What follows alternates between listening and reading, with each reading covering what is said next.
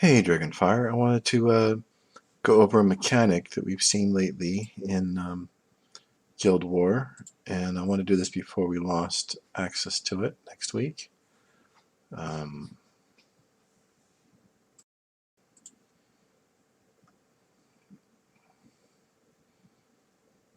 and this happened 2 weeks in a row, so I'll show both videos. And it's a perfect example of this. Okay, actually I think it's this one, Hyaki Yagyo. So Obi has a 2-star level 120 totem. Yagyo has 3-star 120. Obi's power is 130,000 higher. He should win this very easily, but he loses, and there's a mechanic going on here that we need to understand. So I'm going to go over it. Now, a few months ago, there was a debate in guild chat about whether water totems do damage or not. And one person said, no, they don't. The other person said, yes, they do. And they were both right. So the water totem does not do damage the way like a fire totem does, or even the earth totem. The water totem will only do damage if the opposing team walks into their swamp, so to speak. And I'll show you what I mean by that in a little bit. Actually, we'll just do that now, and we're going to replay this battle in a minute. But I'll show you first where the swamp comes in. So here's the defense, the swamp. You see the swamp right here, the water, and Sigurd is inside of it, so the swamp kills him really fast. It does damage to him. And we're going to go back and replay this. So that little mechanic there is what causes Obi to lose the battle. So this is a funny case where Obi's Eden drops Sigurd down, therefore allowing his Titans to advance and walk into the swamp. So Obi lost because of the particular Titan that Eden dropped. So Eden killed him here. So you see they're fighting, and Eden will pull Yagyo's Sigurd down. There he goes. And then Obi's Titans will advance. Everything looks great, right? His shield's up, blocking everything. And then suddenly the totem triggers, and Obi's Sigurd is killed. And the battle's essentially over. You'll see now that Yagyo's Titans advance. His totem triggers again. Now these guys are in the swamp, and they die very quickly too. So this is a mechanic that we need to learn to take advantage of, and also to avoid being damaged by. So Obi was a victim of the swamp there. Now there's something he could have done to save himself. So in general practice, we follow the rule that you should manually charge your totem to about 120 to 130% and then trigger it. Well, in recent days we've been learning that there's actually a better way to trigger totems rather than just going to a certain percentage. There's actually, you can actually follow the course of the battle and determine the right moment to do it by what's happening. So it's not really about a particular percentage, it's about finding the right moment. That's what I'm trying to say there. So when Obi advances here and he gets stuck in the swamp, the thing that happens is, so he's dying right here, right? His Sigurd is being drowned, and Obi's totem is charging, and he didn't trigger it in time, but he should have triggered it as soon as he saw Sigurd in this pool. He should have triggered it for two reasons. One, it would heal his Sigurd to offset the damage that the defenders swamp is doing. So while he's being damaged by swamp, he's also being healed. And secondly, while his Sigurd is advanced on the enemy position, if he triggers his totem, his swamp will start to drown Yagyo's titans. But instead, he waits till just after Sigurd dies, and then it's too late, because now he can't save Sigurd with his healing, and also when he triggers his swamp, the enemy's not in it, right? So he dies there, and his swamp is over. Instead of being here, his swamp is over here, and there's nobody in it. And so the other Sigurd walks into the swamp, but because he has a shield up, he doesn't take any damage. So this is why Obi lost. If he just triggered his totem a little bit earlier, he could have saved his Sigurd and also damaged the enemy. So this is a mechanic that we have to really pay attention to.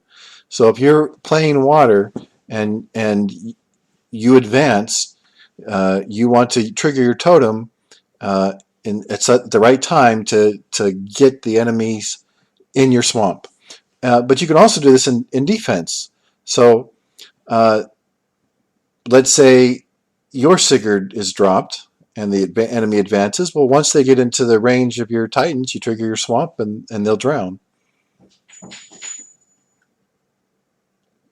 All right, so there's no way he should have lost that, but because of that strange mechanic, he lost. And it's really because Eden dropped Sigurd, and it happened again. All right, so it happened again to Obi this week, but it was against the Russians this time. And it was against Zulutar. You'll notice that it's the same 2 120 versus 3 120, so same sort of setup, but this time Obi is about 84,000 ahead. So he should win easily, but the same mechanic's going to happen. His Eden's going to drop Sigurd, and his Sigurd will advance. The enemy's totem will trigger and drown Obi's Sigurd. Right, so he'll walk forward. Everything is looking great at the moment, right? The Araji's hitting his shield, and his Araji's damaging them. It looks like it's going to be an easy win, but nope, look, he's drowning. So he's drowning, he drowns, and Obi triggers his totem at 120%, but it's too late. His Sigurd is drowned, and it's over. He's got only 3 Titans left against 5, and he can't come back from this. So again, he needed to trigger his Titan as soon as this was ready, so that it would heal, triggers totem so it would heal Sigurd and damage the enemy. Instead, that doesn't happen, and he loses. So again, this is a mechanic that we need to be aware of, and it should inform when we trigger our totems. And a few weeks ago, I made an example of this. Of course, it's not there anymore, but I had made an example. I'm going to try and duplicate it.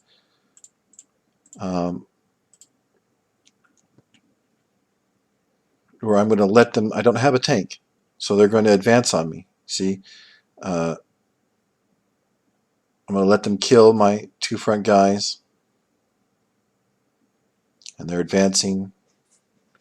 Oh, they drop. I shouldn't use Eden because this will screw up the. It'll screw up the example. But you'll see them come in. Oh, and I didn't do it. I didn't even trigger. Let's do it again.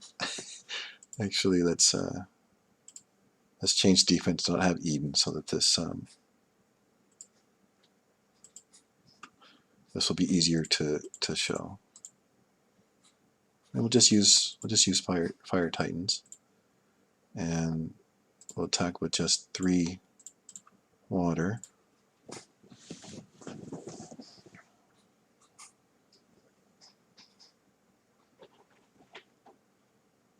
But you want to let Hyperion survive.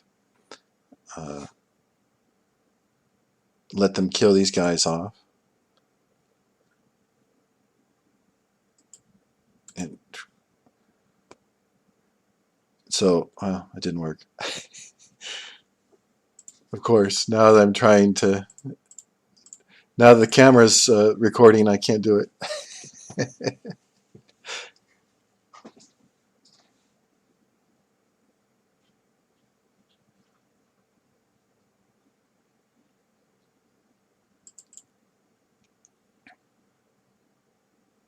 Okay, I forgot to stun him last time. We'll slow him down a little bit.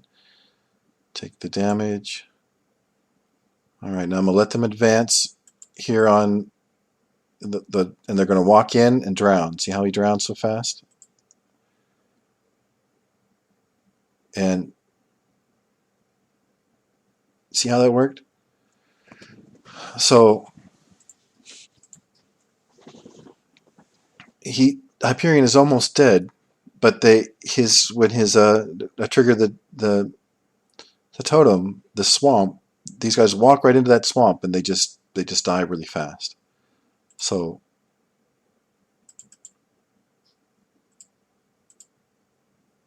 he's almost dead, right? I trigger, the swamp comes up, they walk right into it, and you see how fast they start to. Wow. You see how fast they start to go down. Hyperion's not even doing anything. See, and they almost all drown, and then he just knocks them out.